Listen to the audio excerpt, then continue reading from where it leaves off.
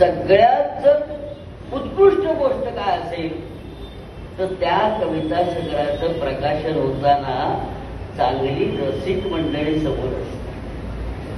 ठाण्यामध्ये करतोय याचं कौतुक आहेच आम्हाला, पण ठाण्यातले कोण येतात हे महत्वाचं आहे. ठाण्यातला त्या लायब्ररीचा एक सदस्य, एक कार्याध्यक्ष जर शेवटी बसला असेल तर ते महत्वाचं आहे. तो विनायक गोखले तिथे जो बसलेला आहे, तो पाठराखण करतोय, ते महत्वाचं आहे. कोण येते हे महत्वाचं आहे. नाफडे कॅप्टन एवढे मोठी माणूस घेऊन तिथे बसतो, ते महत्वाचं आहे. आमचा सतीश भावसार, मी मगाशी विनोदाने नाही म्हटलं, खरं म्हटलं, माझ्या संग्रहाच्या प्रकाशनाला कधी झाला नाही. पण आज अर्थात रविवार असेल, डोंबिवलीत राहतो म्हणूनही आला असेल, पण चित्रकार येणं हे सगळ्यात महत्वाचं आहे. आणि आज एकच चित्रकार आलेला नाहीये. तुमच्या असं लक्षात येईल की सतीश भावसार हा अर्जुन बेंबेरे चित्रकार आहे, तो आकाश बागवे म्हणून माझा पुतणे आहे, तो पण चित्रकार आहे. तिकडे मधुरा घळके बसले, ती चित्रकार आहे. हे जेव्हा सगळे चित्रकार एकत्र येतात त्यावेळी सगळ्या कला एकत्र येतात, हे महत्वाचं आहे. नुसते कविता संग्रहाला कवीच आले तर तो समारंभ कवी न राहता उलटा होतो, वीक होतो. त्यामुळे सगळे चांगले लोक आले पाहिजे. एवढंच नव्हे तर आज सिरियल मध्ये काम करणारे आमचे सुधाकर वसईकर नट इथे आलेले आहेत. आमचा सुधीर चित्ते हा दिग्दर्शक आहे.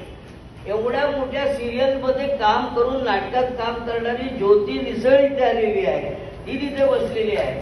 हे सगळ्यात महत्वाचं आहे, तुमच्या असं लक्षात येईल.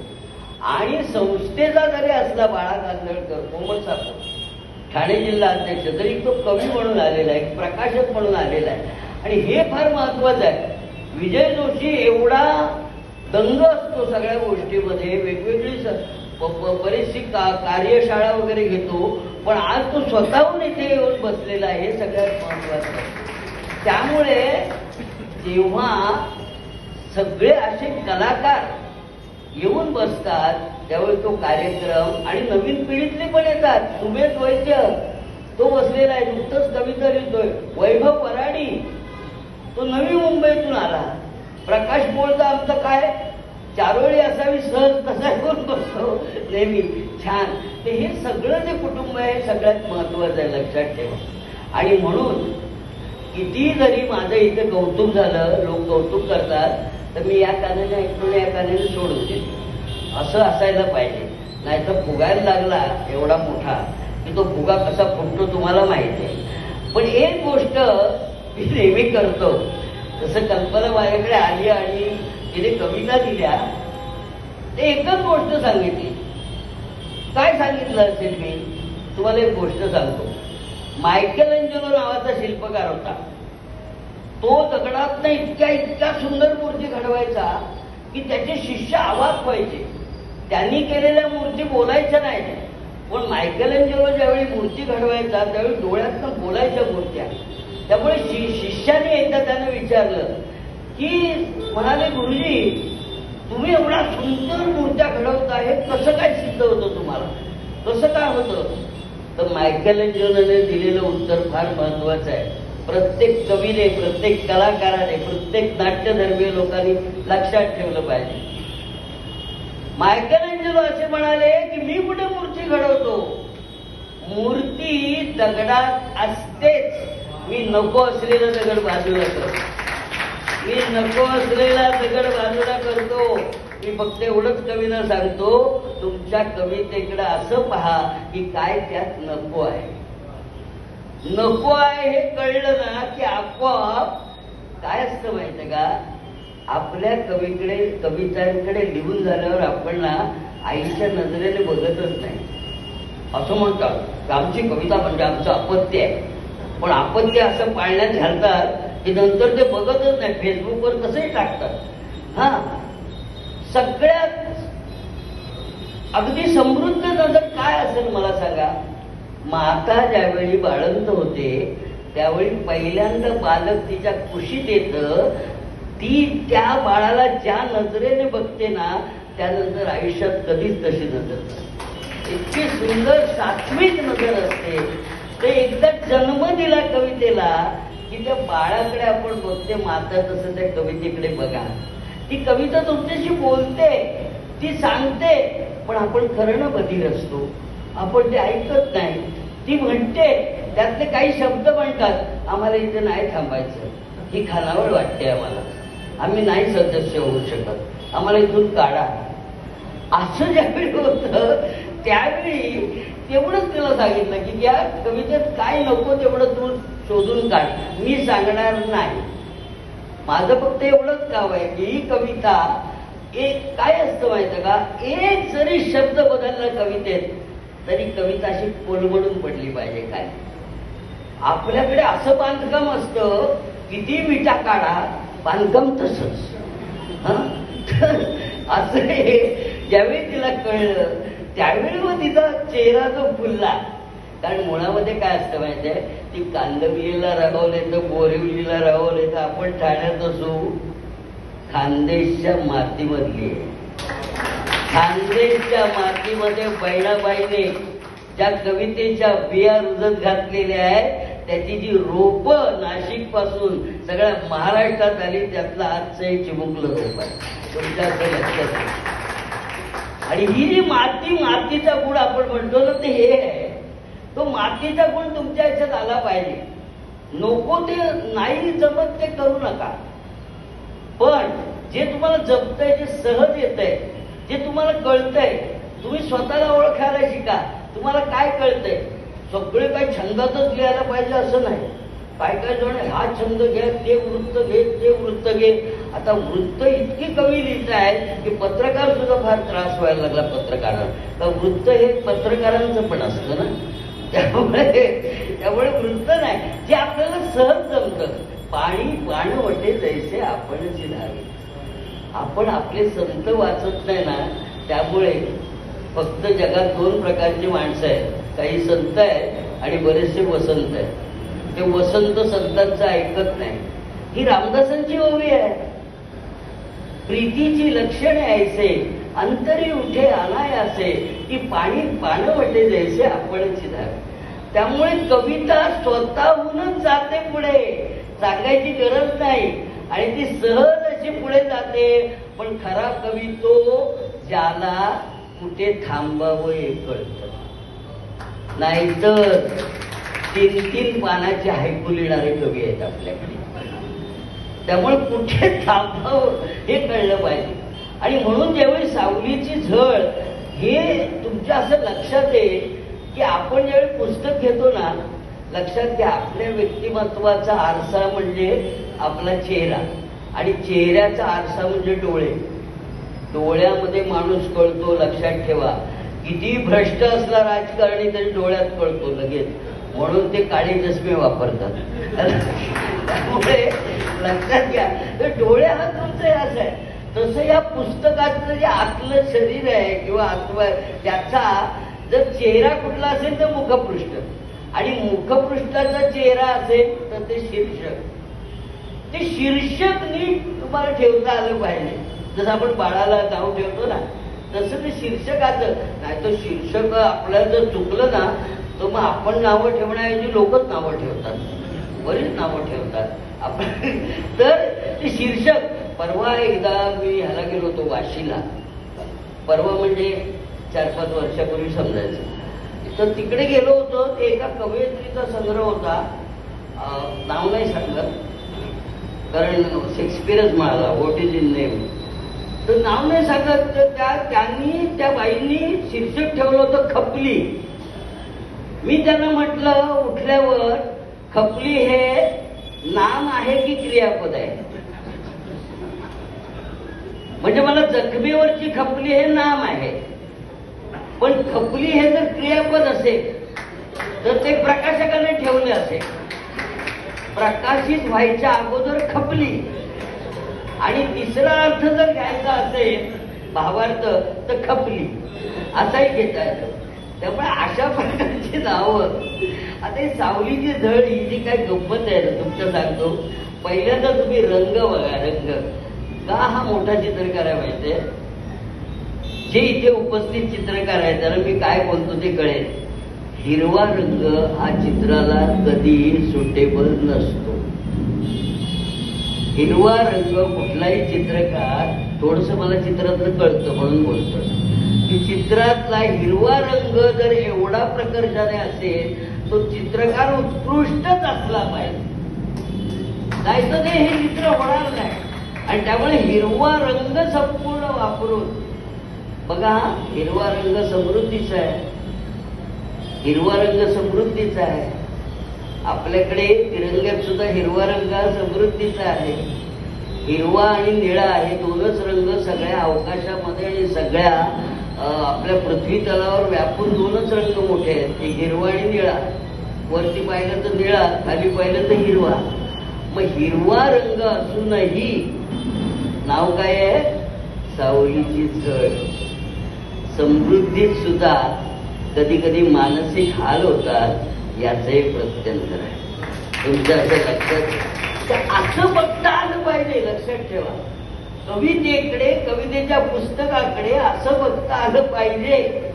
मग तुमच्या असं लक्षात येईल की काय आहे. आता आपण नावाकडे जाऊया. काय असतं माहितीये? ही जे नाव आहे सावलीचं झळ, सावलीची झळ, धग वेगळी आणि झळ वेगळी. दाह वेगळा. मगाशी नीता म्हणाली दाहाबद्दल, ती म्हणाली दाह हा कोणीतरी दिलेला असतो, स्वतःहून दाह होत नाही.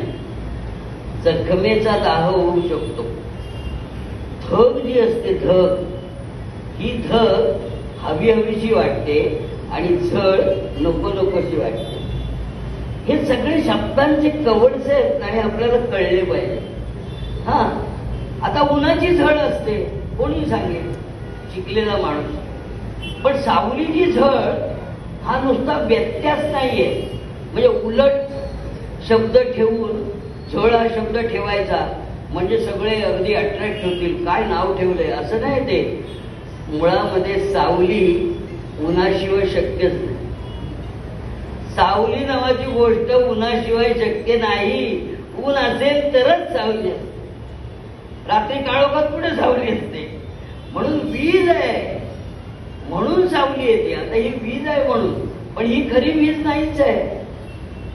कुणीतरी अशा दोन ओळी लिहिल्या, म्हणजे मीच लिहिल्या, की ही वीज नव्हे का पाणी जळते आहे. ही वीज नव्हे का पाणी जळते आहे. ते तेव्हा कळले नव्हते, हे आता कळले आहे. तुमच्या असं लक्षात ठेवा कसं मॅच्युर्ड होतो माणूस. तुमच्या वक्त्यात वीज ही पाणी वरून पडल्याशिवाय वीज उत्पन्न होऊच शकत नाही. तर ऊन असल्याशिवाय सावली शक्यच नाही. मग उन्हाची असलेली ही जी प्रतिबिंब आहे, ऊन जर बिंब असेल तर सावली प्रतिबिंब आहे. प्रतिबिंब कधीही छळत नाही, आपलं बिंबच छळतं. आरशासमोर उभा राहणारा माणूस लबाड असतो, बिंब नाही, आतलं नाही. मग सावली कधीही छळणार नाही. तरी ज्यावेळी ती छळते त्यावेळी ती मनात असलेली सावली असते. आणि म्हणून हे मनात असलेल्या सावलीची झळ असा एक व्यापक अर्थ त्याला येतो. तर हे आपण लक्षात घेतलं पाहिजे. कायम हे लक्षात घेतल्यानंतर तुम्हाला त्यातली गंमत कळते. नाहीतर नुसता शब्दार्थ कळलं म्हणजे कविता नव्हे.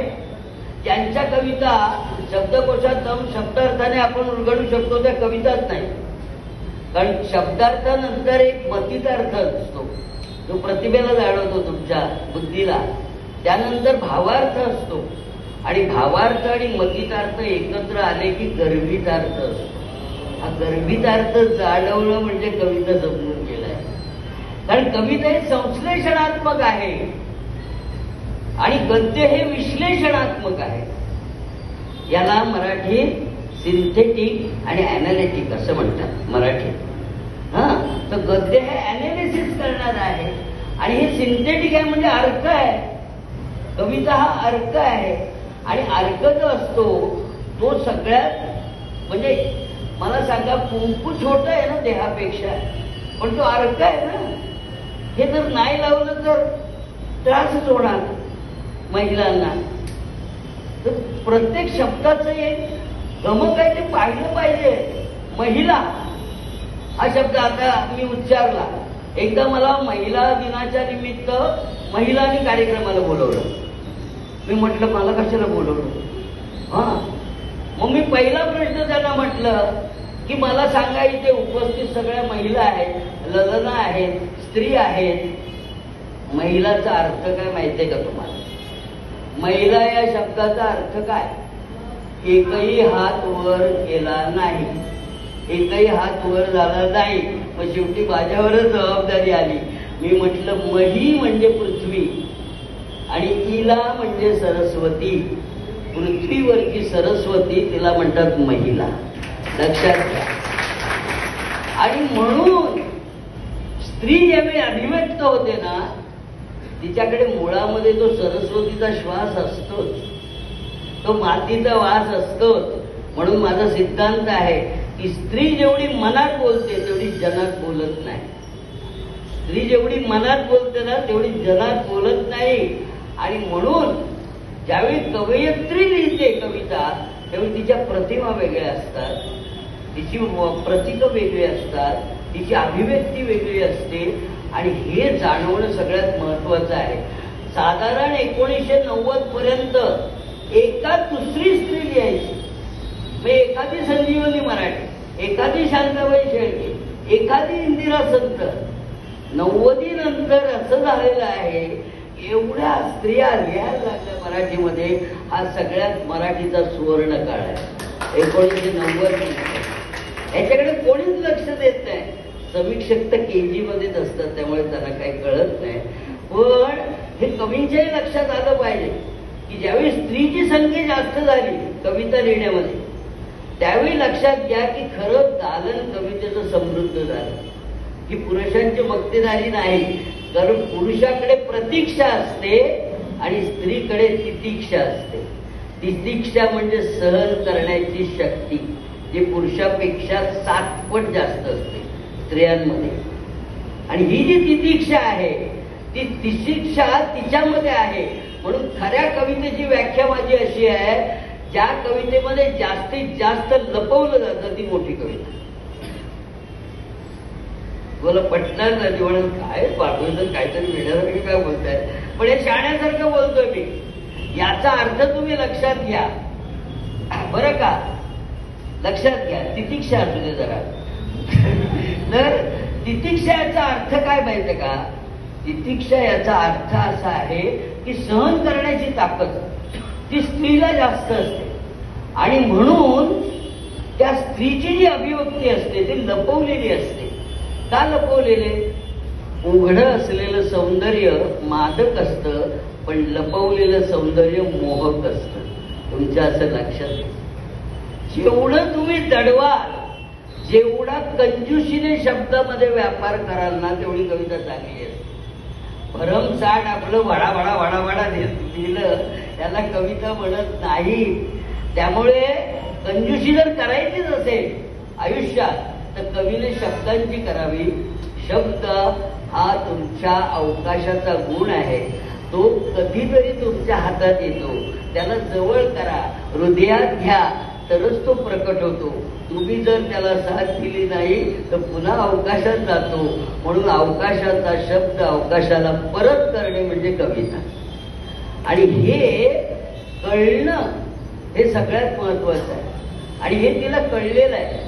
आणि म्हणून एकच कविता मी सांगतो याच्यातली, कशी समजून घ्यायची असते. आपण काय करतो माहिती आहे? आपण कविता वाचतो, कळलं. काय कळलं? काय कळलं सांगा ना. त्यात काय आहे? ते दडवलेलं काय आहे ते तुमच्या लक्षात येईल. आणि जिथे तुम्हाला काय असतं माहिती आहे, समानार्थी शब्द नावाची गोष्ट फार वाईट आहे. कुठला शब्द कुठे वापरायचा हे कवीला कळलं पाहिजे. मी नेहमी उदाहरण देतो, पुन्हा एकदा उदाहरण देतो, कारण आमचे कल्पनाचे नातेवाईक इथे बसलेले आहेत, त्याला छान वाटेल हे उदाहरण. आता या चेहऱ्याला किती शब्द आहेत? चेहरा, मुख, तुंड, तोंड, चर्या, मुद्रा, आनन, थोबाड. बरोबर. आता हे सगळे शब्द आहेत चेहऱ्याला. पण समजा मी कॉलेजमध्ये शिकवायचो तेव्हा मुलाला उदाहरण द्यायचं की एखादी मुलगी तुम्हाला आवडली तर तुम्ही असं जाऊन सांगणार का तुझं थोबाड खूप सुंदर आहे. मग तुमचं थोबाड आणि तिचे हात एकत्र होते. पण थोबाड हा शब्द मराठीत आहे याचा मराठीला गर्व असला पाहिजे. पण राग आला तर तुम्ही काय असं म्हणणार तुझ्या मुखकमलात ठेवून देऊ का. तिथे थोबाड रंगून देईन, तिथे थोबाड रंगून देईन, हाताच्या अगोदर फटका बसतो. तर ही जी भाषेची गंमत आहे ना, ही भाषेची गंमत कवीला कळली पाहिजे. आणि ती कधी कधी नकळत पण होत्या. एवढा काय कवी हुशार असतो असं नाही आमच्यासारखा, पण त्याला ते नकळत होते कारण रसायन तयार होतं. Poetry is a chemistry not physics. Poetry is a chemistry. तुमची अभिव्यक्ती याचा अर्थ तुम्ही कुठलाही अनुभव तुमच्या शैलीने व्यक्त करता ते तुमचं रसायन असतं. ते तुमचं रसायन असतं आणि त्यामुळे तुमची शैली तिथे ठरते. म्हणून संतांच्या कविता नीट वाचा. नामा म्हणे, चोखा म्हणे, तुका म्हणे. तुकासारखं नामा लिहित नाही, नामासारखं चोखा लिहित नाही आणि ज्ञानासारखं तर कोणीच लिहित नाही. इथे एका ग्रुपमध्ये एकच धाटणीचे सगळे लिहितात. त्या ग्रुपवर बंदी आणली पाहिजे. चेहराच नाही कोणाला कवितेला. एक विषय देतात, विषय नाही. हजारो वेळा मी सांगितलं विषयावर कविता नसते रे, आशयावर. ते आशय तो कळला पाहिजे. म्हणून ही शेवटची कविता मी सांगतो तुम्हाला. आणि मी कसा पाहतो तसं तुम्ही पुस्तक पडलं प्रत्येक कविता ज्यावेळी पाहाल ना तेव्हा एका कविता समजून घ्यायला एक सप्ताह लागेल, 7-7 दिवस लागतील. लगेच कविता वाचली आणि ढाराढून झोपलो, झालं माझं वाचून बरं का. नाही, तू वाचलास एवढंच. अजून खूप आहे. आयुष्यभर असते ही कविता, आयुष्यभर राहते. लक्षात ठेवा. तुम्ही सगळे इथे बसलेला अजून पहिलीच्या पुस्तकातल्या कविता आठवतात ना, तर आताच्या कविता आठवतात. आताच्या कोणाच्या कविता आठवत नाही. हा, पण फुल पाखरू छान किती दिसते, फुल पाखरू या वेलीवर फुला बरोबर गोड किती हसते. फुल किती साधं काय का त्याच्यामध्ये. तुझं पाहता मज माझ्या हृदयात असे उठले काही तिवीर. अरे नको रे, सरळ बोल ना, तुम्हाला आवडते. एवढं साधं असताना कशाला उगा. हा, अशी काही गरज नाही ना. म्हणजे तुम्ही काय करता माहितीये का, तुम्ही शब्दांचे कॉस्मेटिक वापरता तिथं चेहरा सांगताना. सरळ सांग ना बाबा, ती लगेच म्हणेल हो बरोबर आहे. उगाच आपलं हे जे होतं बघ आई आकाशात सूर्याला पांघरून अंगावर बरं दिसेला. क्या बात. अजून मला आठवतात अजून. याचं कारण काय.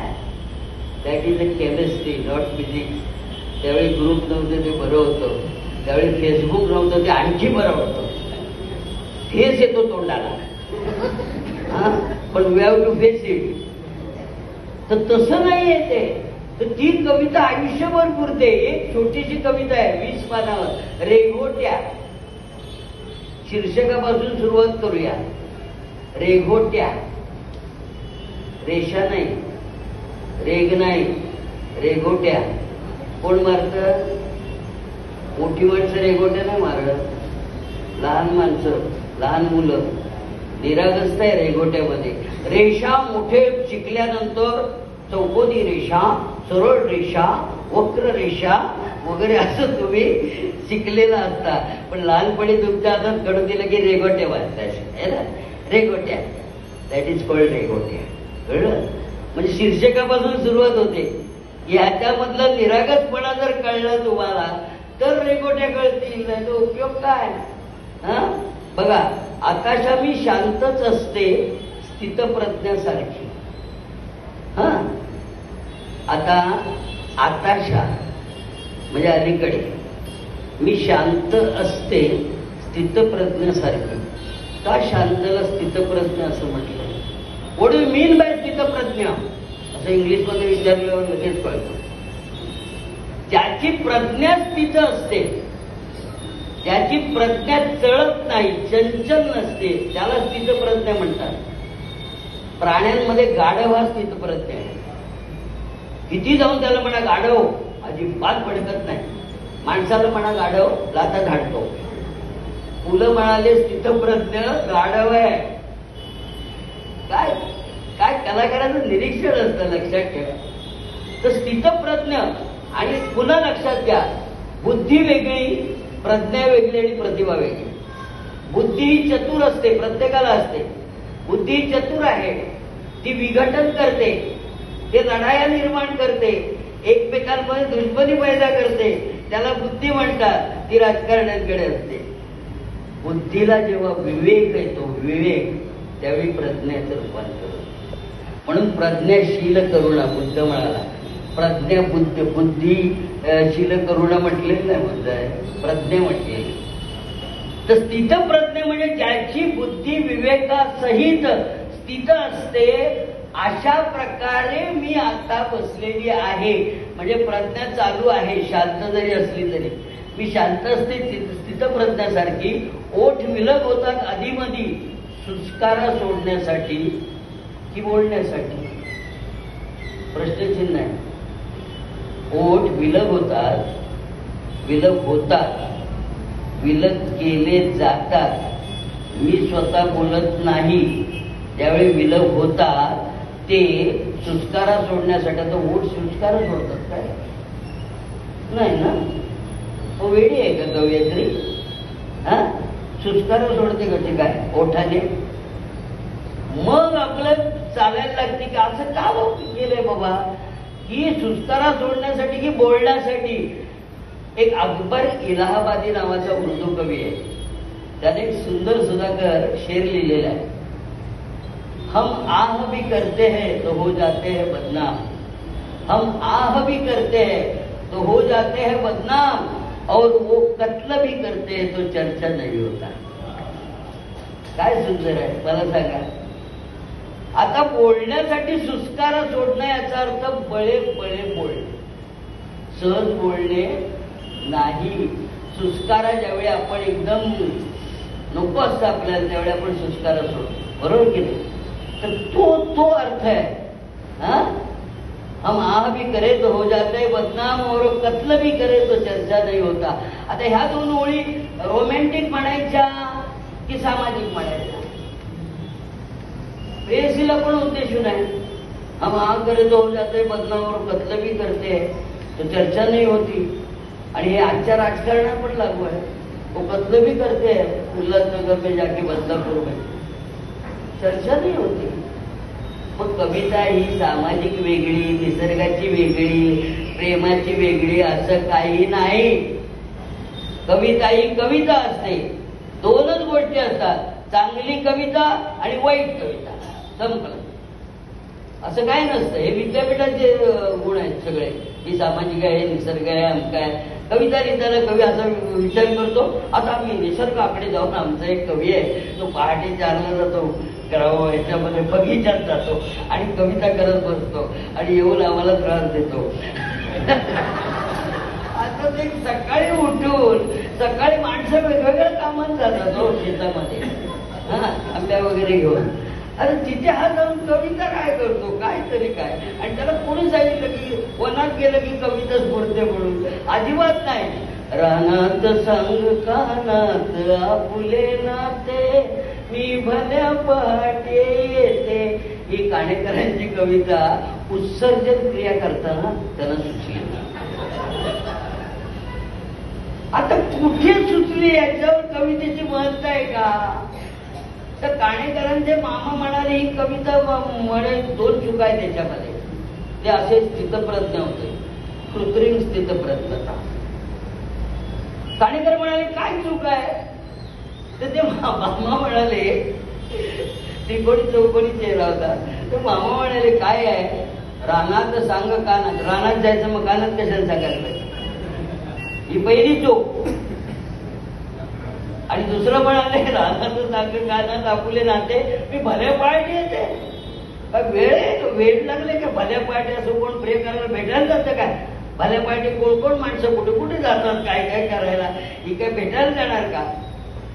काणेकरनं कवी होते माहिती का? कवीची उत्तरं ना सामान्य जनापेक्षा वेगळी असतात, त्याला कवी म्हणतात. ते म्हणाले, मामा तुम्ही कधी प्रेम केलंय का? मामा म्हणाला नाही. तो म्हणाला मामी कशी मिळाली? म्हणे मी लग्न करून आणली. मामा बघा उत्तर काय काणेकरांचं. मामा काही काही गोष्टी अशा असतात त्या रानात जाऊन कानातच सांगायच्या असतात. आता हे जे आहे हे याच्यात लपलेले जे सगळे अर्थ आहेत ना, हे कवितेतनं आपण शोधून काढले पाहिजेत. बघा, सुटका सोडण्यासाठी की बोलण्यासाठी. काळे डोह पण चुकले, रान निष्पर्ण करून उद्ध्वस्त झाले, घळाघळा बोलायचे कधी काळी, आज काही केला झरत नाही. काळे डोह, कुठेही डोळे असा उच्चार केलेला नाही, डोळ्यातनं पाणी गळतंय असं कुठे लिहिलेलं नाही. मोठा कवी तो असतो की जो नामांना लाभ ठेवतो आणि विशिष्ट वापरून नावाचं काम करतो. तुमच्या असं लक्षात येईल, तो हे जे लावणी यांची आहे, कोणाची, कधी मांडवीकरांची, तुझ्या उसाला लागेल कोल्हा, तिथे काय उसाचं वर्णन नाहीये, तो काय कोल्ह्याचं वर्णन नाहीये, कुठेही स्त्री देहाचं वर्णन नाही.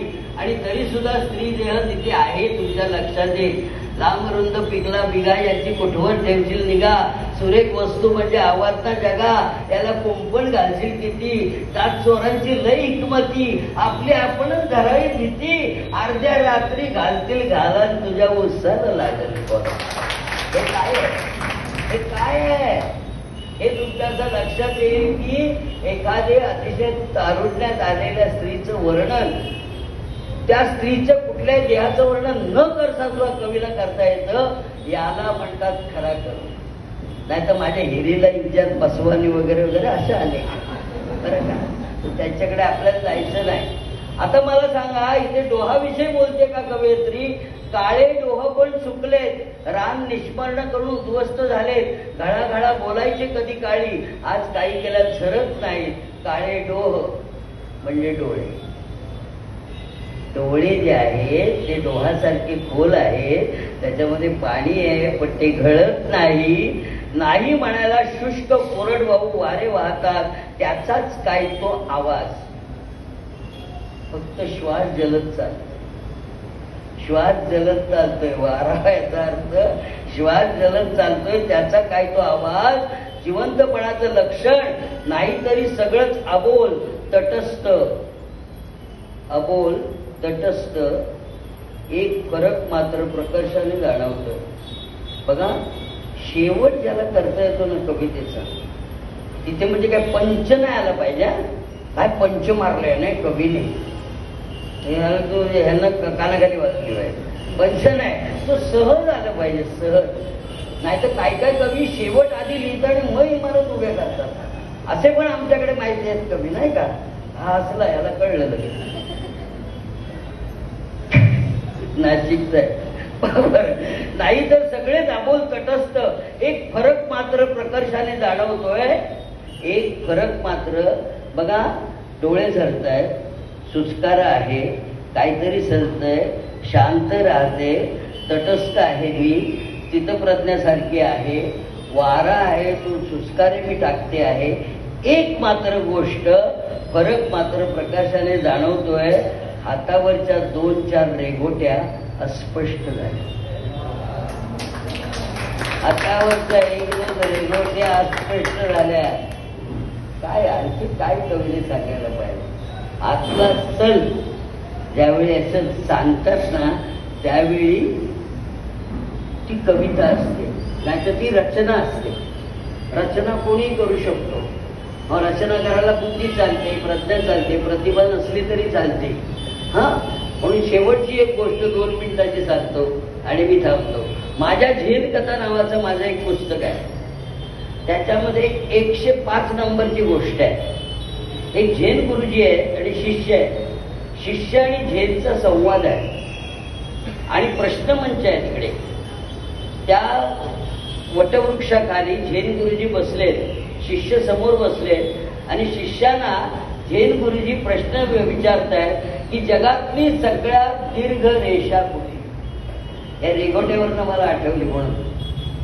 जगातली सर्वात दीर्घ रेषा कुठली. एक शिष्य म्हणतो हातावरच्या रेषा. गुरुजी म्हणतात नाही, हातावरच्या रेषा मुठीत बंद होतात, मुठीत बंद होतात. लक्षात घ्या. आणि पुढे सांगतात की ज्यावेळी जन्माला आपण येतो त्यावेळी गर्भामध्ये ती मूठ अशी असते. जीवन म्हणजे मूठ उघडणे आणि मरण म्हणजे पुन्हा मूठ दाबून घेणे. याला म्हणतात जन्म मृत्यू. ह्या रेषा मोठी नाही जगातली. दुसरं शिष्य म्हणतो मग असं आहे की जगातली सगळ्यात मोठी रेषा म्हणजे ललाट रेषा. ललाट रेषा. गुरुजी म्हणतात तुझी ललाट रेषा तुला माहितीये? तर नाही, का तुझं ललाटच तुला दिसत नाही. ललाट समोरच्याला दिसतं, लाट दिसते पण ललाट नाही दिसत. त्यामुळे ते ललाटची रेषा ही मरणानंतर जाते, त्यामुळे ती मोठी रेषा नाही. तो तिसरा शिष्य म्हणतो गुरुजी जगातली सगळ्यात मोठी रेषा म्हणजे क्षितिज रेषा. गुरुजी म्हणतात नाही रे, तो भ्रम आहे, तो भास आहे. तुम्ही जवळ जाता ती लांब लांब जाते. क्षितिज नावाचं काही नसतं. आकाश दिसतं पण असत नाही आणि वारा दिसत नाही पण असतो. हे खरं जाणून घेणं हे सगळ्यात महत्वाचं आहे.